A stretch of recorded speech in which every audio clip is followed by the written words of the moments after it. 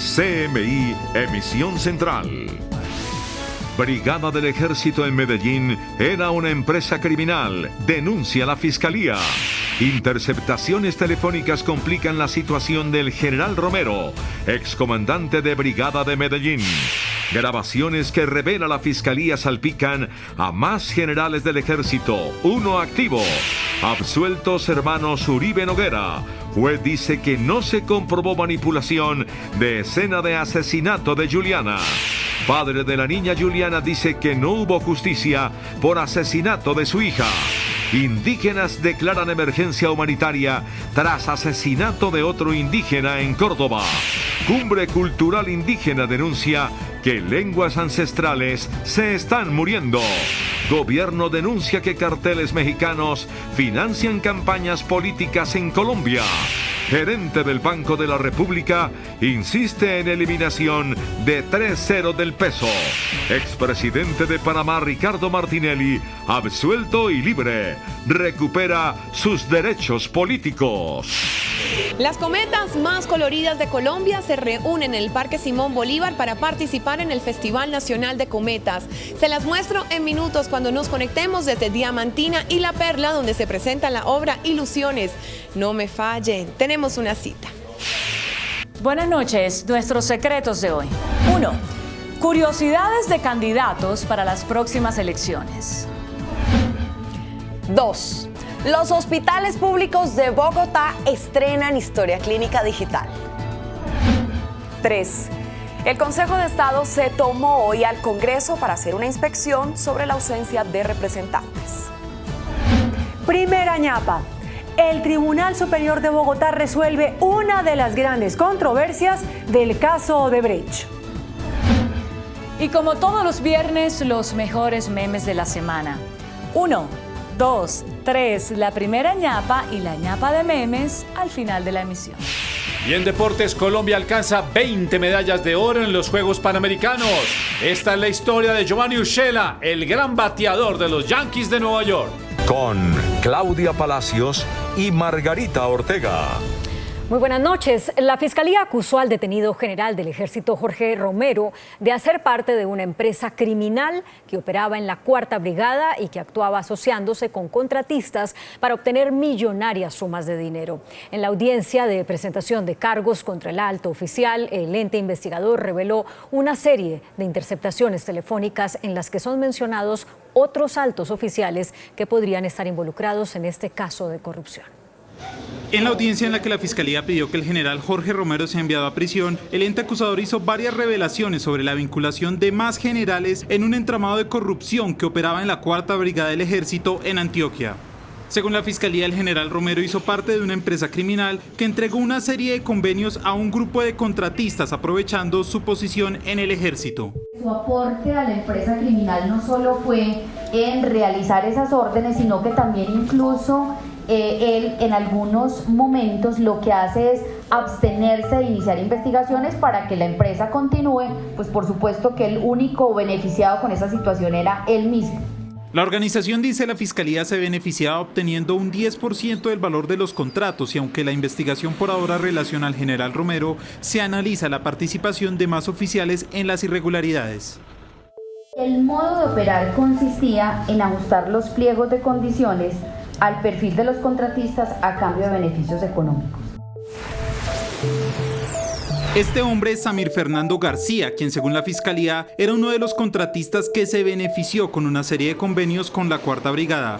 Tal era la importancia de García que en una interceptación telefónica que sostienen 2 de los investigados por este caso, se menciona que el contratista manejaba la caja menor de la brigada.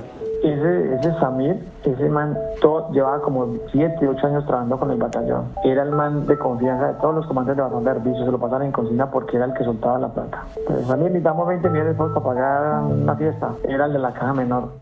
O sea que eso es más de un comandante antiguo, anterior de estar ahí que le tiende el jopo. Desde la época de mi general Mejía, weón. Desde la época de mi general Mejía, porque ese man se lo pasaban en consigna porque era el que manejaba la tula.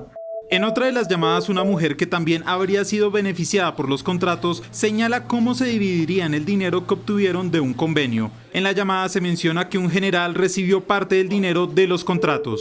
Nos quedarían para dividir 556 instrucciones de texto. Pero no, eso nos tocaba dividirlo y restarle ya lo del general Rodríguez, restarle lo de los pagos de la gente de acá. En otra de las grabaciones en poder de la Fiscalía se menciona que hay un malestar en el ejército por la falta de respaldo al general Romero, quien fue llamado a calificar servicios. Se menciona el nombre de un general de apellido Salgado. Y que el Salgado también había dado tirado a Miguel Romero, a sabiendas de que Romero les colaboró por intermedio, no sé quién ni cómo fue. Le ayudó a mi general Salgado y a mi comandante con 100 millones de pesos para pagar las deudas de la división. Entonces eso es lo que tenía ardida mucha gente, que es la lealtad de mi general Salgado con toda esa gente, a sabiendas de que el man pidió plata a las brigadas para pagar las deudas, ¿no? Otra de las denuncias que hizo la Fiscalía en la audiencia está relacionado con un presunto plan para entorpecer la investigación. Incluso el ente acusador señaló que se perdieron varios documentos con información sobre la contratación. El ente acusador manifestó también que el general Jorge Romero buscó obtener documentación que se llevó la Fiscalía de varias inspecciones que se realizaron en la brigada. La entidad señaló que el actual comandante, el general Juvenal Díaz, habría ordenado que se filtrara la información para Romero. Se vio en la obligación de entregar toda la información que ya había sido recolectada por la Fiscalía en inspecciones judiciales al ayudante del general Romero por orden directa del actual comandante de la 4ª Brigada. El lunes continuará la audiencia en la que el general Jorge Romero expondrá sus argumentos para no ser enviado a prisión, dado que se declaró inocente de los cargos de concierto para delinquir, interés indebido en la celebración de contratos, cohecho y peculado. De otra parte, los hermanos Francisco y Catalina Uribe Noguera fueron absueltos por un juez de los cargos de presunto ocultamiento y manipulación de pruebas en el caso del crimen contra la niña Juliana Zamboni. Este es el momento en que los hermanos Catalina y Francisco Uribe Noguera escuchan la decisión del juez.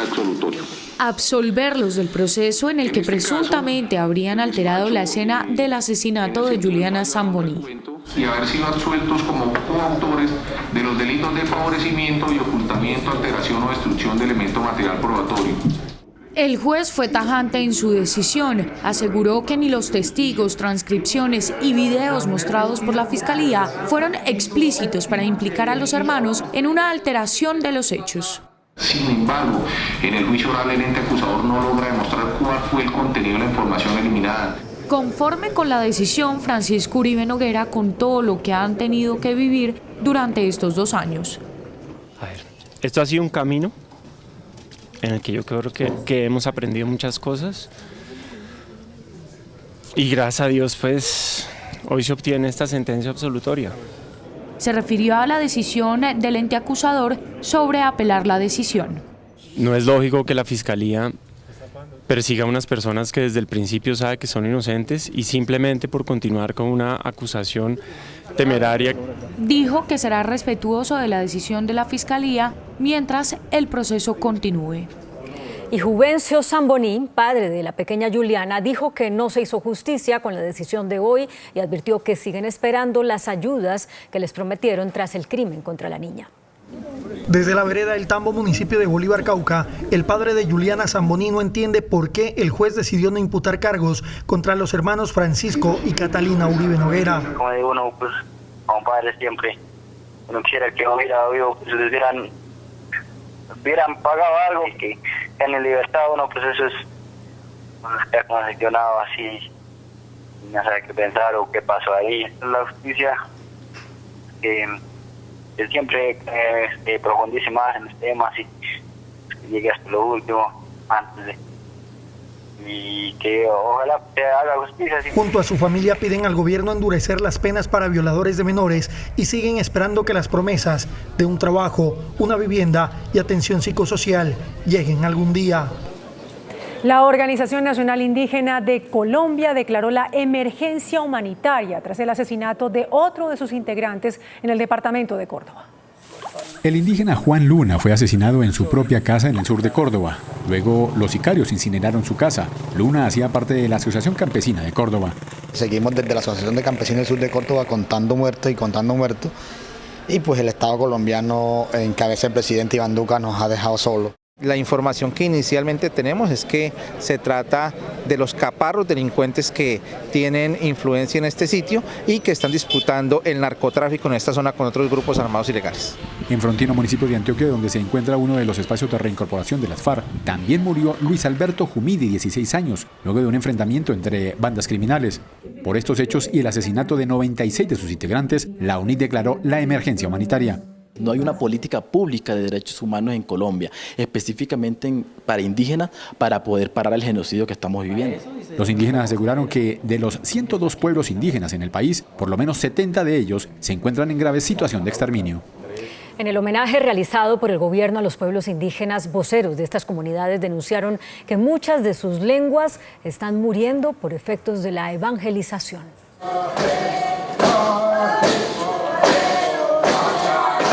En Colombia hay 102 pueblos indígenas que hablan 65 lenguas distintas, lenguas que están en peligro de extinción.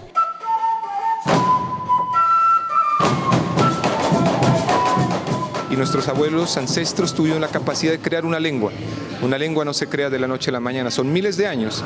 Hoy aún no las mantenemos. Procesos de aculturización, de educación, de evangelización, de imposición han hecho que nuestros pueblos hayan perdido muchas lenguas. El lenguaje es una fuerza viva que nace, crece, se reproduce e incluso muere. Otras culturas donde una sola familia, una persona aún mantiene la lengua. Desafortunadamente se han perdido y creo que es un llamado para nosotros mismos como pueblos indígenas ser conscientes de que tenemos que conservarlas. El gobierno nacional les rindió homenaje hoy a los indígenas de Colombia. Representan el 3% de la población nacional. Rendimos un homenaje a los valientes que han resistido desde la conquista hasta hoy, como reza el himno del pueblo Nasa, y que esperamos sigan existiendo por toda la eternidad. El acto de homenaje al conmemorarse el Día Internacional de los Indígenas decretado por las Naciones Unidas fue realizado en el emblemático Teatro Colón de Bogotá. Allí tuvieron presencia delegados de los 102 pueblos indígenas que habitan el territorio nacional.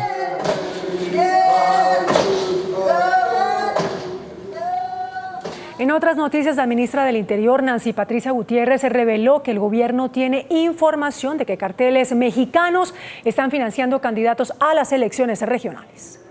La ministra del Interior manifestó que el propio presidente Duque entregará informes sobre la presencia de los carteles mexicanos financiando campañas políticas en Colombia. Hay información y ya se está actuando al respecto. En los próximos días se harán resultados. Dice que esto se suma al peligro de la corrupción y también a carteles de minería ilegal. También lo tenemos identificado desde el gobierno. Nosotros presentamos hace un mes la estrategia para evitar precisamente los temas de corrupción y de atentados contra la seguridad en las elecciones, que es el Plan Ágora, y tenemos identificados 130 municipios que son víctimas o tienen alto riesgo de esta situación.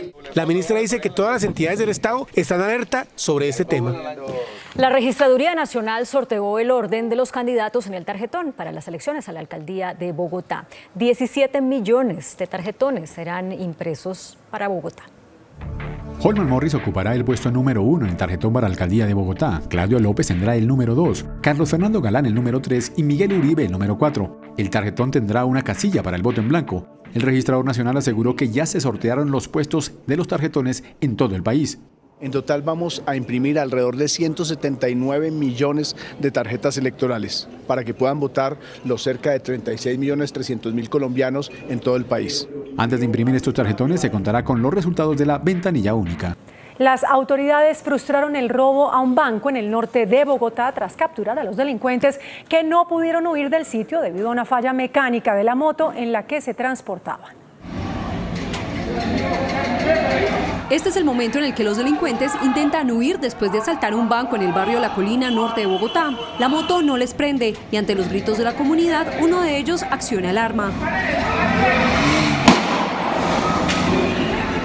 Los ladrones abandonan el vehículo y emprenden la huida a pie, con 8 millones de pesos como botín.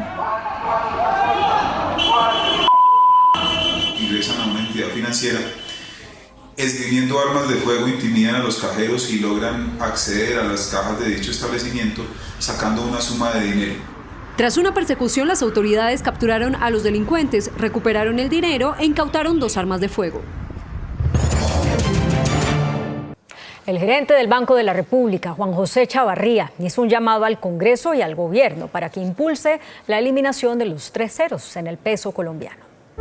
En 3 años el emisor cumple su primer siglo. A mí me encantaría que en el 23, para celebrar 100 años del banco, le pidiéramos al Congreso que quitemos los 3 ceros del billete colombiano.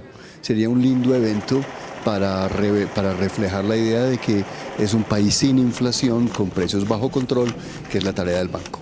El acto de quitar esos 3 ceros, a diferencia de otros países, sería una actitud de que la moneda en Colombia es estable y que se va a mantener estable. Si yo le fuese a eliminar cero a la moneda colombiana, lo haría en un ambiente poco inflacionario. Según los expertos, esto traería beneficios para la economía. Esto sería operativamente muy positivo para las empresas y para los ciudadanos en general. Yo creo que hace sentido, me parece que es una cosa que hay que hacerla programada en el tiempo y hacerla con la transición adecuada. Le ayuda a la gente a gestionar, digamos, sus temas financieros, genera mayores eficiencias y es algo que el país tarde o temprano va a tener que hacer. No obstante, también hay detractores. Simbólicamente eso es muy importante. Pero si les soy sincero, yo no la pondría a encabezar como una de las grandes prioridades de este país. No creemos que amerite el costo de más de billón y medio de pesos. Esta iniciativa ya había cursado en el Congreso. El ministro de Comercio, José Manuel Restrepo, expidió el decreto que autoriza un aumento de aranceles a las importaciones de textiles, pese a que la medida fue demandada por su homólogo de Hacienda, Alberto Carrasquilla. Quedó en firme el decreto que autoriza un arancel de 37,9% a las importaciones de textiles y confecciones, iniciativa que fue aprobada por el Congreso en el Plan Nacional de Desarrollo promovido por el propio gobierno. Pese a la oposición a los artículos e incluso la demanda que instauró el Ministerio de Hacienda, el Ministerio de Comercio tuvo que expedir la reglamentación de la medida. Yo tenía que implementar el decreto, era nuestra obligación legal también, sin perjuicio de que la Corte seguramente se habrá de pronunciar sobre el tema. Los confeccionistas se pronunciaron sobre el tema. Hay que invitar a todos los confeccionistas que con o sin decreto hay que trabajar, hay que luchar y hay que sacar este gremio adelante. El decreto aclara que la medida no aplica sobre los países con los que Colombia tiene tratado de libre comercio. La comunidad andina anunció que el próximo año empezarán a eliminarse los costos del roaming internacional para la telefonía móvil. Según el secretario general de la Comunidad Andina CAN, el desmonte del costo del roaming internacional para los usuarios de telefonía móvil comenzará el próximo año y será gradual durante 3 años hasta llegar a 0 costo. La norma sería aprobada este año para que entre en vigencia a partir del año 2020, pero con una gradualidad de tal manera que a lo largo de los siguientes 3 años podamos entender que al cabo del último año ya tenemos el cobro 0 pesos. Pedraza aseguró que la medida beneficiará a 110 millones de personas en Colombia, Ecuador, Bolivia y Perú. 110 millones de ciudadanos andinos beneficiados, sobre todo la gente de menos recursos. El desmonte de la tarifa del roaming en la CAN es apoyado por el Banco de Desarrollo de América Latina, CAF. El ministro de Agricultura, Andrés Valencia, aseguró que la presencia del hongo Fusarium no implica riesgo alguno para el consumo de banano. Hay preocupación por el llamado mal de Panama o Fusarium. El hongo afecta a la planta bloqueando el paso del agua, impidiendo el proceso de fotosíntesis. No hay ninguna preocupación desde el punto de vista del consumo del banano, teniendo en cuenta que este es un hongo que está en el suelo y que solamente afecta a la planta de banano, pero no a la fruta. Son 2 fincas en el departamento de La Guajira que han reportado presencia del hongo. Autoridades fitosanitarias las han declarado en cuarentena. Que los mercados de exportación de banano de Colombia no se van a ver afectados, teniendo en cuenta que el hongo no está en la fruta, no lo transporta la fruta. Según informe del Ministerio de Agricultura, de las 2.400 hectáreas de las fincas afectadas, solamente 175 hectáreas tienen presencia del hongo mal de Panamá. El índice de capitalización de la bolsa, que mide el comportamiento de las 20 principales acciones, cerró a la baja. El índice de capitalización de la Bolsa de Valores de Colombia bajó 0,49% a 1.537 puntos. La acción del Grupo Aval fue la que más subió con una valorización de 2,05% a 1.245 pesos. La acción de Interconexión Eléctrica ISA fue la que más cayó con una pérdida de 3,43% a 16.900 pesos. La acción más negociada de la jornada fue la de Ecopetrol al movilizar más de 19.000 millones de pesos. El dólar cerró a la baja. Indicadores económicos en CMI. La tasa representativa del mercado que regirá hasta el próximo lunes será de 3.382 pesos con 71 centavos. Los profesionales del cambio compran la divisa en promedio entre 1.100 pesos y la venden entre 1.150 pesos. Un euro cuesta 3.802 pesos con 50 centavos. La libra de café en Nueva York se cotizó a 97,30 centavos de dólar. El azúcar se transó en 11,90 centavos de dólar la libra. El barril de petróleo WTI se cotizó en $54 con 22 centavos. La referencia Brent para Colombia se cotizó en $58 con 29 centavos. Una acción de Ecopetrol cuesta 2.835 pesos.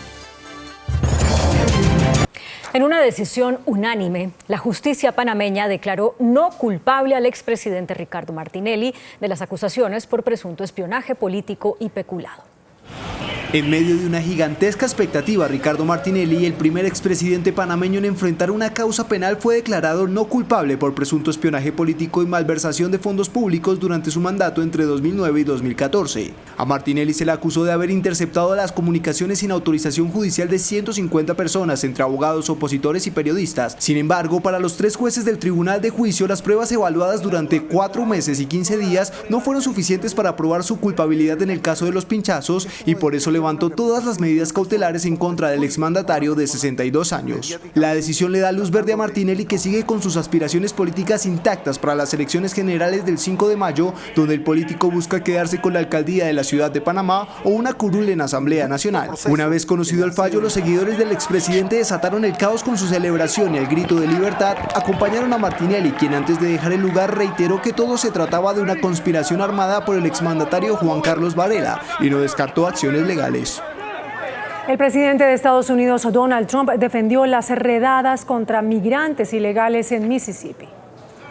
Luego de que las autoridades en Mississippi llevaran a cabo la mayor redada de la última década en Estados Unidos, el presidente Donald Trump aplaudió el arresto de 680 inmigrantes indocumentados que se encontraban trabajando en 7 plantas procesadoras de alimentos ubicadas en distintas localidades de ese estado sureño.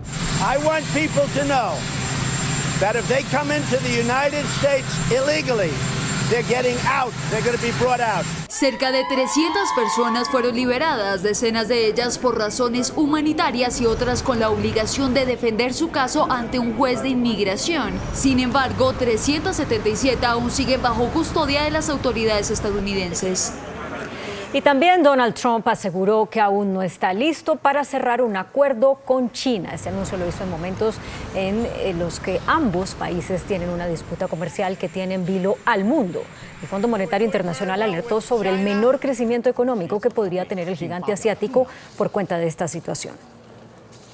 Un asteroide que tiene un tamaño mayor al icónico edificio Empire State de Nueva York pasará mañana muy cerca de la Tierra. El cuerpo rocoso, que viaja a una velocidad de 16.700 kilómetros por hora, fue catalogado por la NASA como potencialmente peligroso, aunque está descartado que pueda impactar a nuestro planeta. En minutos, 1. Curiosidades de candidatos para las próximas elecciones. 2. Los hospitales públicos de Bogotá estrenan historia clínica digital. 3. El Consejo de Estado se tomó hoy al Congreso para hacer una inspección sobre la ausencia de representantes. Primera ñapa. El Tribunal Superior de Bogotá resuelve una de las grandes controversias del caso Odebrecht.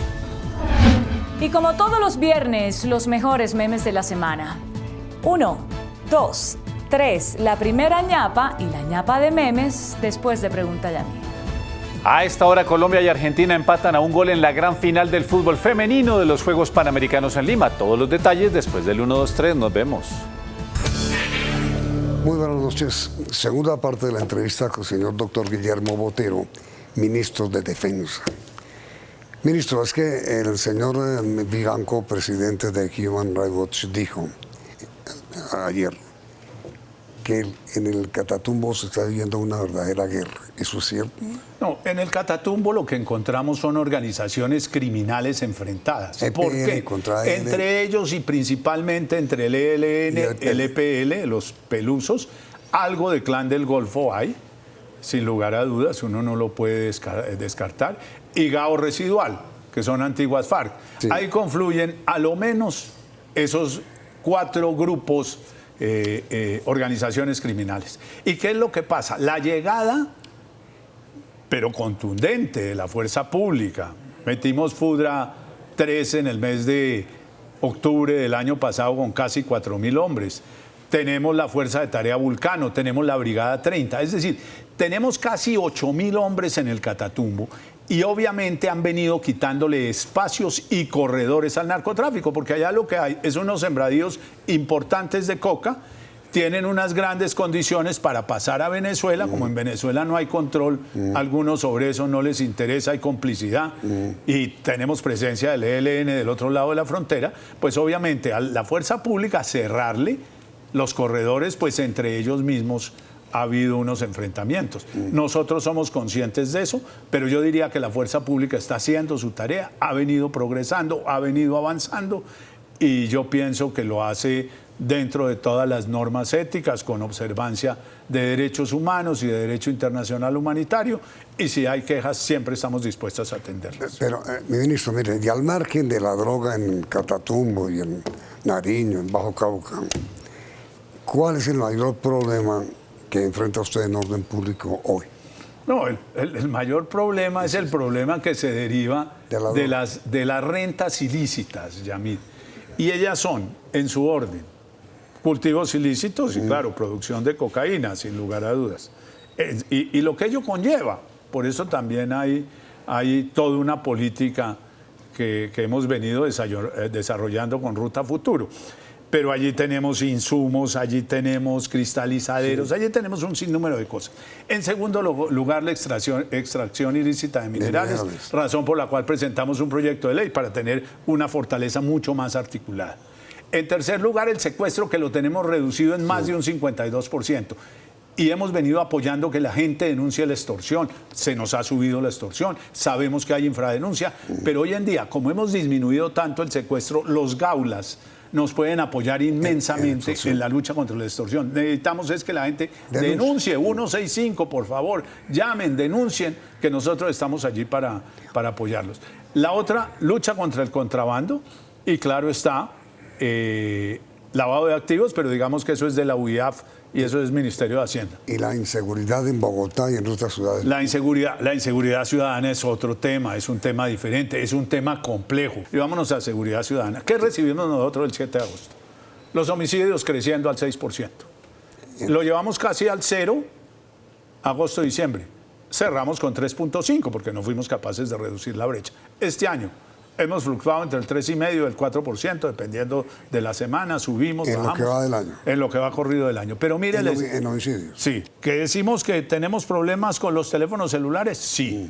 ¿Para qué vamos a decir que no? Pero este año, Yamid, nosotros hemos logrado una reducción casi del 4% en el robo de celulares. Es decir, pasamos a los primeros 7 meses de 84.400 a 81.300, pero es un 4%. Sí. Y el 31 de agosto es mi compromiso con el presidente, entregarle la nueva política de convivencia y seguridad ciudadana. Es toda una política estructural, completa. Como le digo, este es un enfoque diferente. Atacar esas organizaciones criminales. Ese es mi compromiso con el presidente, porque tenemos que reducir el hurto a personas, que es lo que más nos preocupa. Seguridad urbana. Y ahora, ministro, mire, ¿hasta dónde, que a mí me parece injusto, a mí, pues, pero no tengo información exacta, hasta dónde es injusta la opinión pública y algunos medios, hay que decirlo, en acusar a la migración venezolana del aumento de delitos inmediatamente después de comenzar el ministro? ¿La migración venezolana, esto está provocando algún daño en el país? A ver, Yamid, en términos generales no, pero en casos aislados específicos sí, hay venezolanos que están involucrados en homicidios, en robos, en secuestros. Hemos encontrado alguno por la facilidad, especialmente en frontera Guajira y norte de Santander, de llevarlos al otro lado de la frontera, pero en general no. Pero claro, cada vez que aparecen, hay 10 capturas. Acabamos de terminar lo que llamamos el Plan Escudo en norte de Santander. 143 capturados, nos faltan unas 40 órdenes de captura que los vamos a capturar. Es una cifra importante, 14 municipios. Cuando venimos y revisamos, sí, hay algunos venezolanos, pero mayoritariamente colombianos. de todos los delitos estoy hablando, pero esa ha sido una lucha de frontera sumamente grave.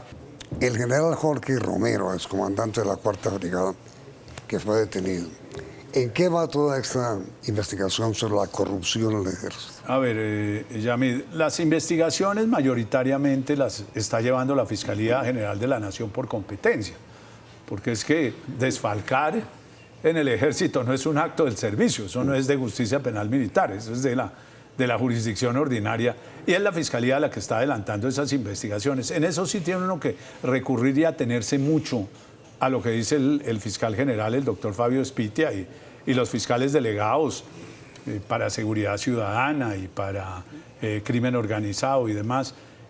Hay unas investigaciones y esas investigaciones se iniciaron. Son hechos que no corresponden a este gobierno, son hechos del año 2016, 2017. Y hoy hubo algunas personas que condenaron por unos actos ocurridos en el año 2006, un capitán y todo lo demás en el Valle. Son actos que vienen de atrás, que se están produciendo las condenas. Aquí se están produciendo las capturas. Pero no hay hasta el momento, reitero, ningún acto que esté denunciado de corrupción desde el 7 de agosto hasta la fecha. Pero en eso el presidente ha dicho, ministro, cero tolerancia, sin temblarle el pulso para firmar lo que tenga que firmar cuando se trate de corrupción o se trate de actos que deshonran el uniforme militar. Ahora, ministro, los indígenas del Cauca los siguen asesinando. Sí, pero fíjese que los crímenes han ocurrido dentro de los resguardos indígenas, Yamil. Y como nosotros somos respetuosos de los resguardos, pues entonces llevamos conversaciones con ellos.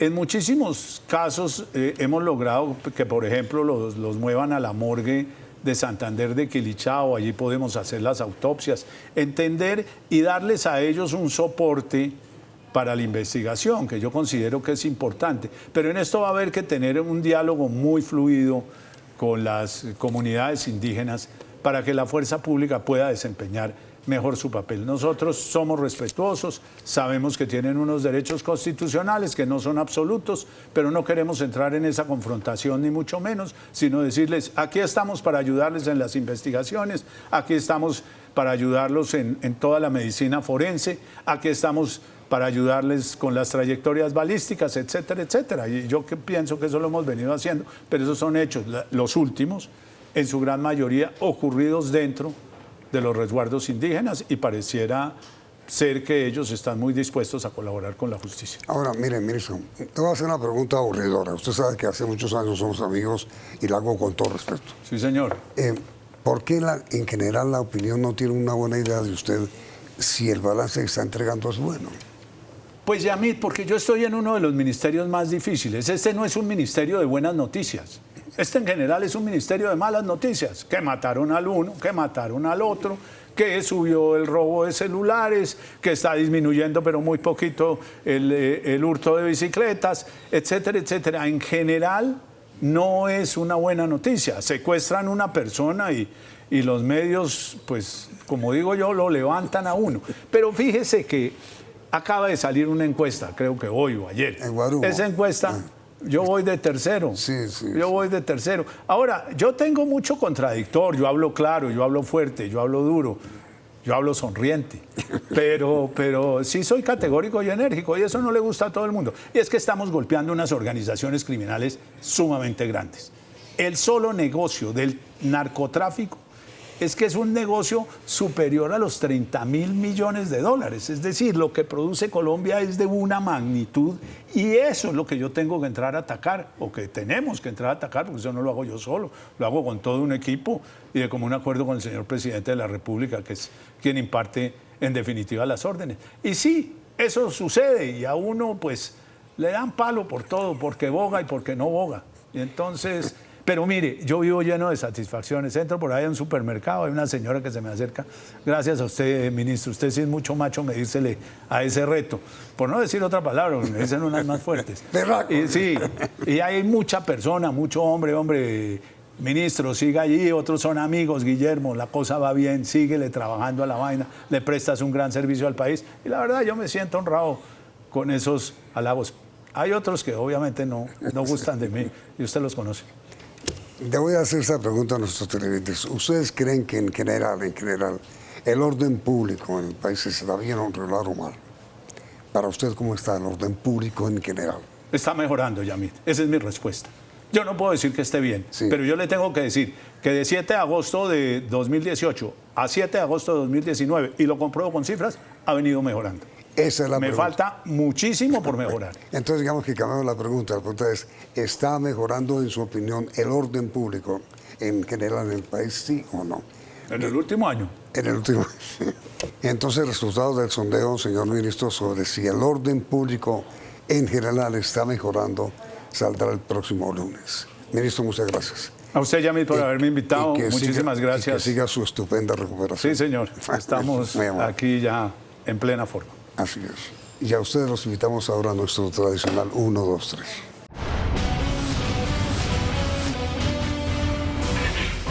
Nuestros secretos de hoy. 1. Se acerca el 27 de octubre y los candidatos buscan conseguir más seguidores con curiosas campañas. Una, por ejemplo, el candidato a la alcaldía de Medellín, Alfredo Ramos, reparte medias de color verde y naranja a quienes se acercan a sus sedes de campaña que están abiertas las 24 horas.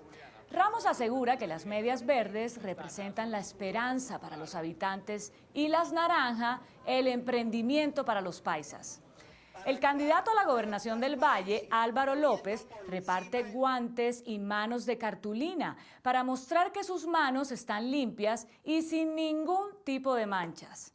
Y finalmente, el candidato al Consejo de Bogotá, Rolando González, está lanzando el reto Waze, que consiste en llegar a cualquier rincón de Bogotá sin ninguna ayuda digital, para demostrar que es él quien más conoce a la capital. González asegura que puede llegar a cualquier barrio capitalino en bus o Transmilenio sin una ayuda satelital. Espero que llegue a la transversal Quinta A, número 48 bis, 07 Este, bloque C. 2. A partir de hoy, 1,2 millones de usuarios de los hospitales públicos de Bogotá podrán acceder a su historia clínica, citas y fórmulas médicas con un solo clic. El distrito puso en servicio la plataforma Bogotá Salud Digital, donde estará toda la información clínica. Ahora, los usuarios podrán acceder desde el celular a su historia clínica, tratamientos, exámenes, autorizaciones y medicamentos. Sin importar el hospital en el que esté, el personal médico siempre tendrá la información del paciente a la mano e incluso le enviará mensajes al celular o al correo sobre la medicina que debe recoger. Ahora, con la digitalización, basta con tener la cédula para reclamarla sin llevar ningún papel. 3. Sorpresiva inspección a la Cámara por parte del Consejo de Estado. La inspección hace parte del proceso de pérdida de investidura que adelanta este tribunal contra el representante Jaime Felipe Lozada por inasistencias. En la diligencia se encontraron 79 permisos entre el 2014 y el 2017, muchos de ellos sin firma ni sello, lo cual llamó la atención. Algunos ni siquiera solicitados por una EPS, sino por el Consultorio Médico del Congreso. No se hallaron los certificados médicos originales donde el supuesto médico otorgaba la incapacidad laboral. Al final, la magistrada ponente y presidenta del Consejo de Estado, Lucy Janet Bermúdez, ordenó que se entregara la lista de los miembros de las mesas directivas de la Cámara desde el 2014 para verificar si las firmas en algunos de los certificados de permiso hallados son o no auténticas. Santo Dios, ¿saben cuántos parlamentarios presentan excusas médicas para justificar ausencias? Primera ñapa. El Tribunal Superior de Bogotá dejó en firme un proceso en el caso de Odebrecht.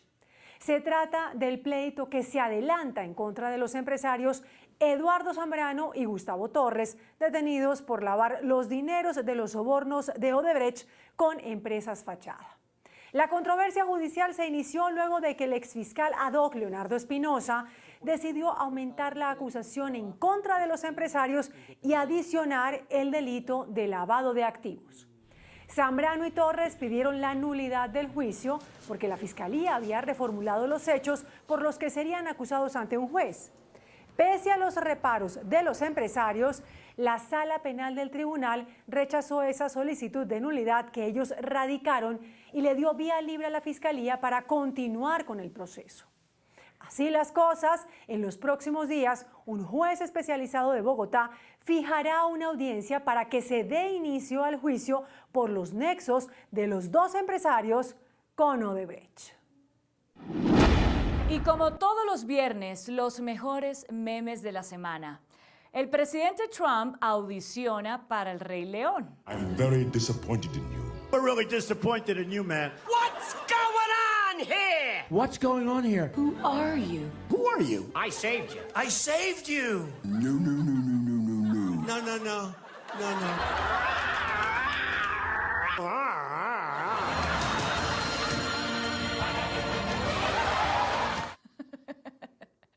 ¡Ay, mi Simba! Bueno, ¿qué tal la respuesta del papá al hijo?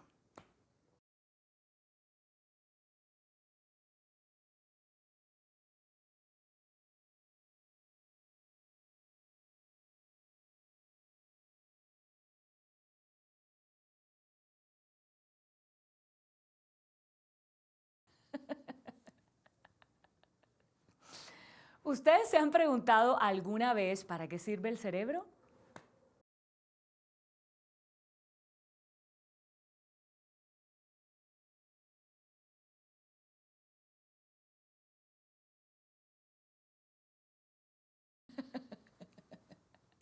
Totalmente cierto. Dice, miren ese mensaje que me envió mi exnovio, hoy mi esposo.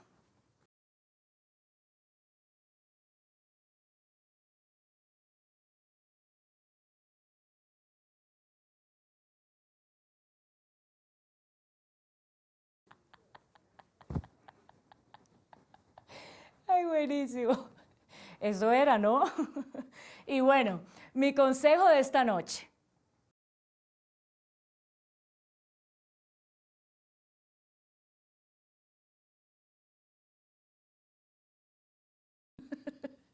Total.